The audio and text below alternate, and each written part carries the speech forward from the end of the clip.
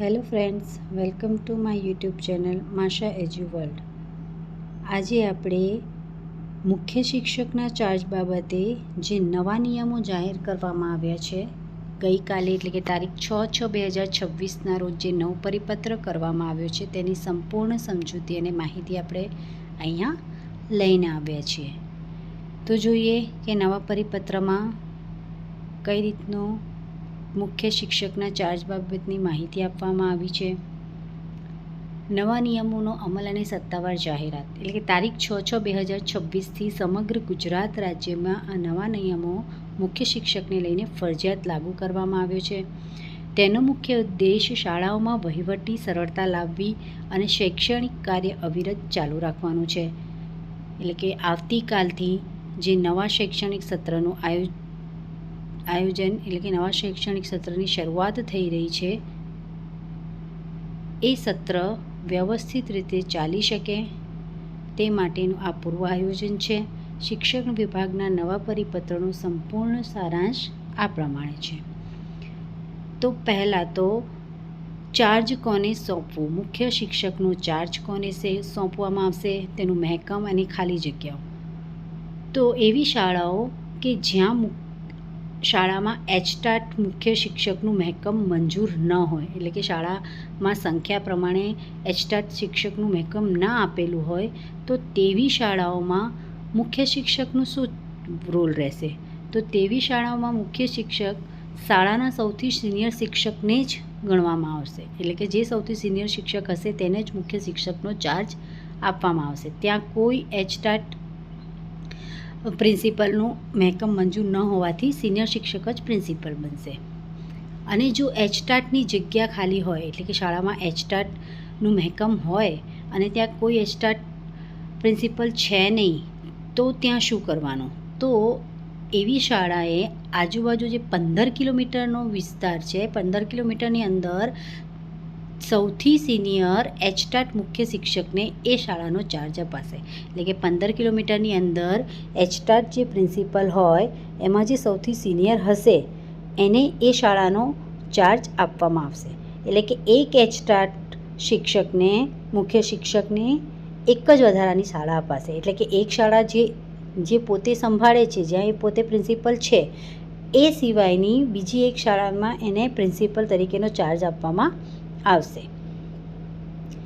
હવે ચાર્જ કોને સોંપવો અછતના કિસ્સામાં? જો એચટાટ શિક્ષકોની સંખ્યા ઓછી હોય, એટલે કે 15 કિલોમીટરમાં એચટાટ આપણને ના મળી રહે અને એવી શાળાઓ વધારે હોય કે જ્યાં એચટાટની જગ્યા ખાલી હોય, તો શું કરવું?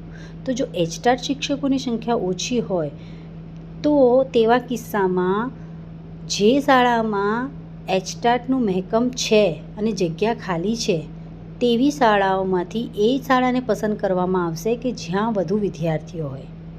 વધુ વિદ્યાર્થીઓ ધરાવતી શાળાને પહેલાં પ્રાથમિકતા અપાશે. એટલે કે એવી સ્કૂલને એચટાટ પ્રિન્સિપલનો ચાર્જ આપી દેવામાં આવશે. જો આસપાસ કોઈ એચટાટ ઉપલબ્ધ ન હોય તો પછી તે જ શાળાના સૌથી સિનિયર શિક્ષકને મુખ્ય શિક્ષક તરીકે ચાર્જ અપાશે, ભલે ત્યાં એચટાટનું મહેકમ હોય અને જગ્યા ખાલી હોય, પરંતુ આજુબાજુ એચટાટ શિક્ષક જ મુખ્ય શિક્ષક જ નથી, તો પછી એને ના છૂટકે જે સિનિયર શિક્ષક છે એને જ ચાર્જ લેવાનો રહેશે.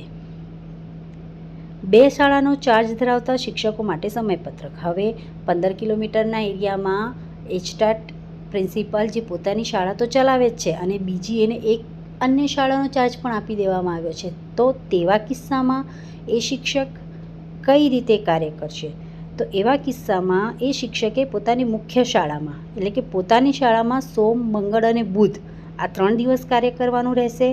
જ્યારે ગુરુ, શુક્ર અને શનિ આ 3 દિવસ એને બીજી શાળામાં, જ્યાં એનો વધારાનો ચાર્જ મળેલો છે, એ શાળાનું કામ કરવાનું રહેશે. હવે વાત કરીએ આર્થિક લાભ. જો આ એચટાટ પ્રિન્સિપલને વધારાની એક શાળા આપી દેવામાં આવી છે, તો શું એને ભથ્થું મળશે? શું એને એલાઉન્સ એનું આપવામાં આવશે? શું એને એનું વાહન ભથ્થું મળશે?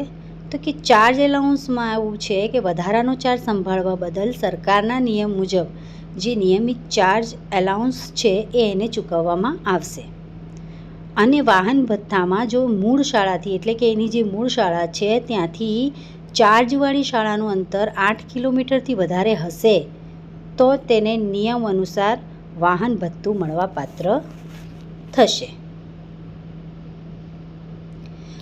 હવે વાત આવી કે શું તમે આ ચાર્જ લેવાનો ઇનકાર કરી શકો? તો એના પણ નિયમો છે. જો તમે સામાન્ય સિનિયર શિક્ષક છો તો તમે કોઈ કારણ વિના ચાર્જ લેવાની ના પાડી શકશો નહીં. વગર કારણે ઇનકાર કરનાર સામે શિસ્તભંગની કાર્યવાહી થઈ શકે છે.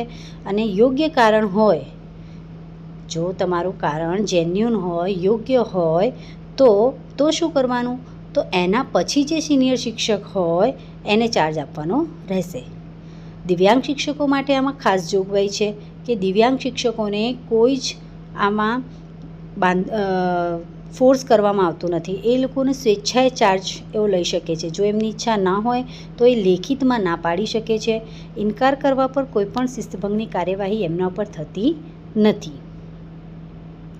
હવે વાત આવી ચાર્જ પતી ગયો, પ્રિન્સિપલે ચાર્જ લઈ દીધું. હવે આ ચાર્જનું રોટેશન પણ નક્કી કરવામાં આવ્યું છે. રોટેશન સિસ્ટમ અને સિનિયોરિટીની મર્યાદાઓ નક્કી કરવામાં આવી છે.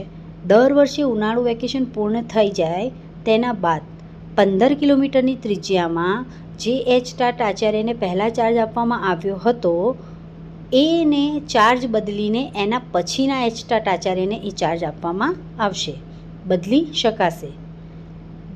એટલે કે 1 વર્ષ પછી તમે આ ચાર્જનું રોટેશન કરી શકશો. હવે સિનિયોરિટીમાં શું અહીંયા મર્યાદાઓ આપવામાં આવી છે? તો સિનિયોરિટીમાં આ પરિપત્ર મુજબ ગણવામાં આવતી સિનિયોરિટી માત્ર ચાર્જ આપવા પૂરતી જ મર્યાદિત છે. એટલે કે તમને મુખ્ય શિક્ષક માટે ચાર્જ લેવા માટે જ તમારી સિનિયોરિટી અહીંયા ગણવામાં આવી છે. એ સિનિયોરિટીનો ઉપયોગ તમે બદલી, બઢતી કે ઉચ્ચતર પગાર ધોરણ માટે એ પ્રકારની સિનિયોરિટી ક્યાંય ગણવામાં આવશે નહીં. તો આ પ્રકારનું એક પરિપત્ર સરકાર તરફથી ગઈકાલે જાહેર કરવામાં આવ્યું છે કે જેનાથી ખુલતી શાળાએ ખુલતા સત્રએ શાળાને એચટાટ પ્રિન્સિપલ મળી રહે અને શાળાનું જે વહીવટી કાર્ય છે એ સરળતાથી ચાલી શકે. આવી શૈક્ષણિક માહિતીની અપડેટ્સ માટે મારી ચેનલ સાથે જોડાયેલા રહો. અને જો તમે મારી ચેનલને હજુ સુધી સબસ્ક્રાઈબ કરી નથી તો સબસ્ક્રાઈબ કરી દો. Thank you so much.